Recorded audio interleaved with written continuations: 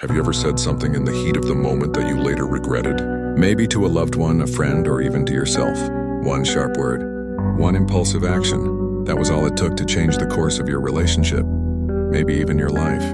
What if I told you that the power to change that instinct, to train your mind to respond, not react, was within you all along? If you've ever felt overwhelmed by emotion, if you've lashed out in anger or froze in fear, then this video might just be the turning point you've been searching for. Hit that like button, subscribe to the channel, and stay with me until the end, because what you're about to learn can completely reshape how you interact with others, especially those you love most. Let's begin. 1. The day that changed everything. Let me take you back to a regular Tuesday night, rain tapping against the windows. The kind of evening that usually means comfort, Netflix, warm food, a soft blanket. But for Ethan, that night cracked something open. You see, Ethan wasn't just anyone. He was like you, like me, just trying to hold it all together. Smart, driven, a guy who loved deeply, maybe even too deeply. He married Lena after 4 years of the kind of love that movies envy.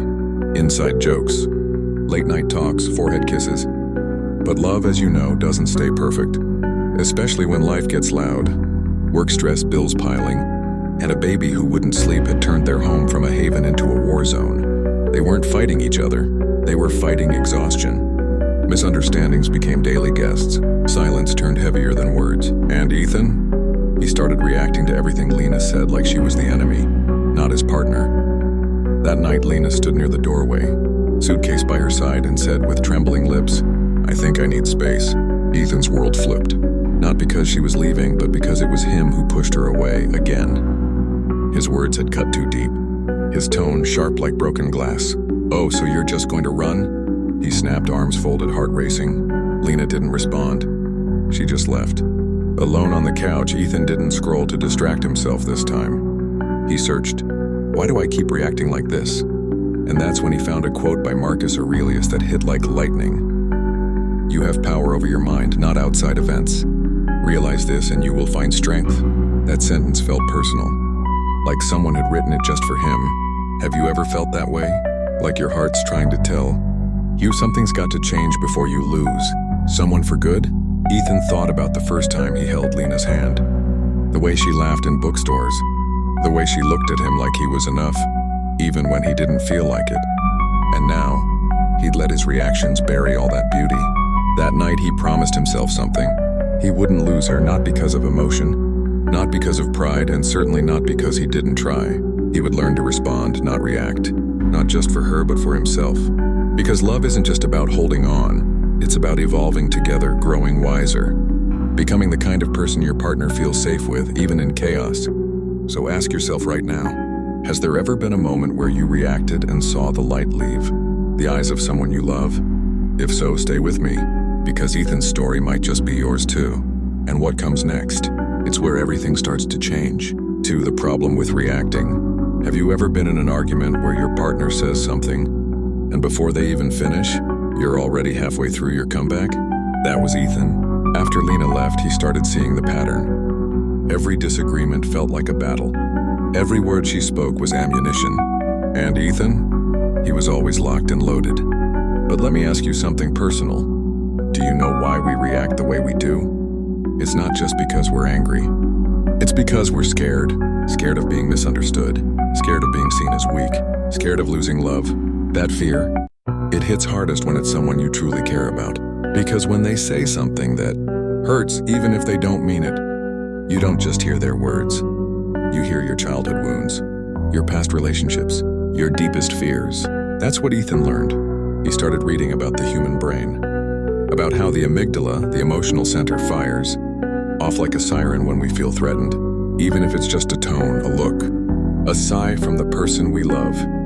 It's like our heart says, protect yourself, and we do it the only way we know how, by reacting. But reactions, they cost us. Ethan thought about the time he called Lena cold, how her face fell, how she didn't speak for hours, not because she was mad, but because he hit a nerve she never let anyone see. She used to write him notes, you know, sweet little post-its on his coffee mug. "You've got this," or "I love how you see the world." But lately, those notes disappeared. And it wasn't because she stopped caring. It was because he stopped making her feel safe enough to care openly. Reacting doesn't just kill conversations, it kills trust, intimacy, connection. Ethan began to see the truth. Reacting was just a habit. And like any habit, it could be broken, with effort, awareness, and time. He wrote something in his journal one night. Every time I react, I choose temporary satisfaction over long-term connection. He underlined it twice, because if there was one thing he wanted more than being right, it was being close. And you? Maybe you've had that moment too, where you realized your tone hurt more than your words, where you saw their smile fade and suddenly it wasn't worth winning anymore. So here's the question. What if we didn't have to react? What if we could actually train ourselves to respond with calm, with love, with strength? Stay with me because that's exactly where we're going next. Yeah, what is Stoicism really? When Ethan first read the word Stoicism, he pictured something cold, emotionless, a person who shrugs at heartbreak and yawns through pain. But he couldn't have been more wrong. True Stoicism, it's not about feeling less. It's about feeling better and expressing those feelings with wisdom, not impulse. He learned this during a quiet Sunday morning, the kind where the world still feels slow and soft. He was at a coffee shop reading Meditations by Marcus Aurelius. There was a quote that stopped him mid-sip. If you are distressed by anything external, the pain is not due to the thing itself, but to your estimate of it, and this you have the power to revoke at any moment. Ethan read it again and again, because it reminded him of Lena. She didn't leave because of what he said. She left because of how he made her feel. Because every time she reached out, he reacted like she was attacking him, not loving him in the only way she knew how. Stoicism isn't about pretending nothing hurts. It's about understanding that your reaction is your responsibility, not hers, not your boss's, not your ex's. It's about owning your emotions like a grown man who knows his heart is powerful and chooses to use that power gently. Ethan started seeing Stoic wisdom as a blueprint for love. He remembered their 5th anniversary, how they fought over dinner plans, how Lena cried when he accused her of not caring. But looking back, she did care. She just had a different way of showing it. A Stoic would have paused, asked, listened. So Ethan began to practice slowly. When a coworker criticized his idea, he breathed. When Lena sent him a short text that once would have sparked anxiety, he reread it, but this time through the lens of calm. He wasn't shutting down. He was opening up to a new way of living, loving, and responding. That's when he realized Stoicism wasn't cold. It was warm in the way a lighthouse is, steady, strong, and always there to guide the ones you love through their storms. 4. Response versus reaction. A real-world scenario. Now imagine this, it's a Friday night. Ethan and Lena are at a friend's wedding. Soft music, candlelight, the smell of roses and champagne in the air. But halfway through dinner, Lena says something offhand. You're always so quiet at events. It's like you disappear. Ouch. The old Ethan would have shot back. Well, maybe if you stopped needing attention, I wouldn't have to compete for air. But this wasn't the old Ethan. Instead, he paused. Not because he wasn't hurt, but because he knew reacting would only feed the fire. He looked at her, really looked. She wasn't attacking. She was reaching, trying awkwardly to say she missed him in crowded rooms. So he took a breath and responded, You're right. I do shut down sometimes. I'll try to stay more present tonight. Lena blinked. That was it. No argument, just connection. And in that moment, Ethan saw how responses can heal what reactions destroy. Let me ask you, when's the last time you paused before defending yourself? When's the last time you responded with love even when hurt? That's the power of response. It's not weakness. It's courage, and it can change everything. 5. Building emotional muscles.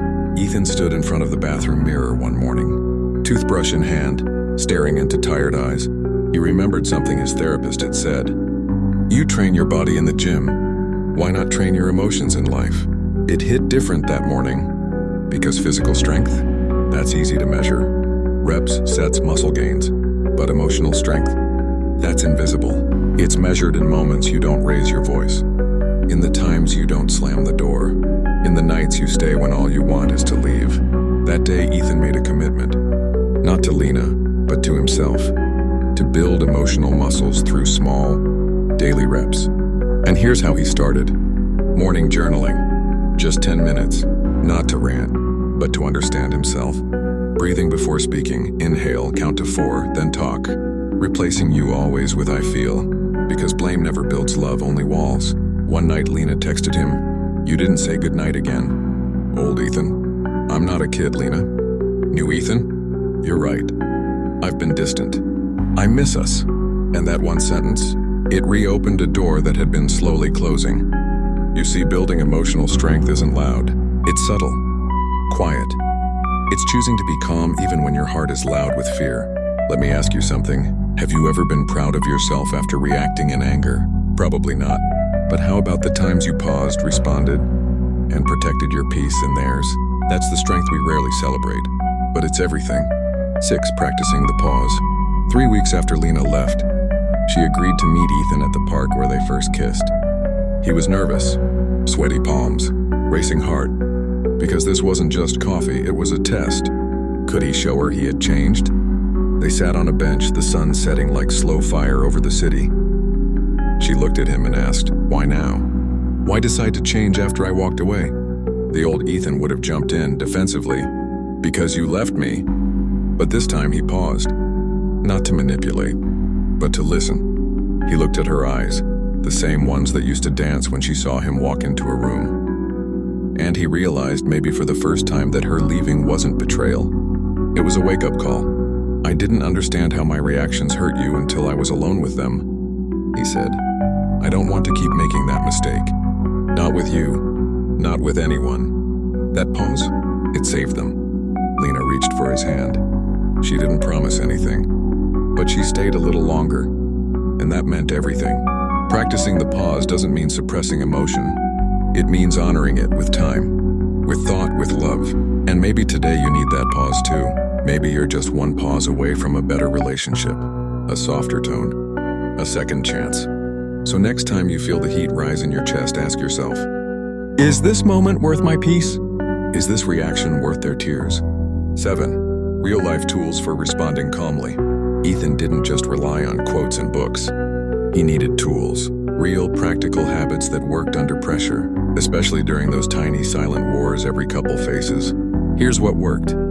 The 90-second rule. When anger hit, he gave himself 90 seconds before speaking. Emotions peak and fade if you let them. Is it kind? Is it true? Is it necessary?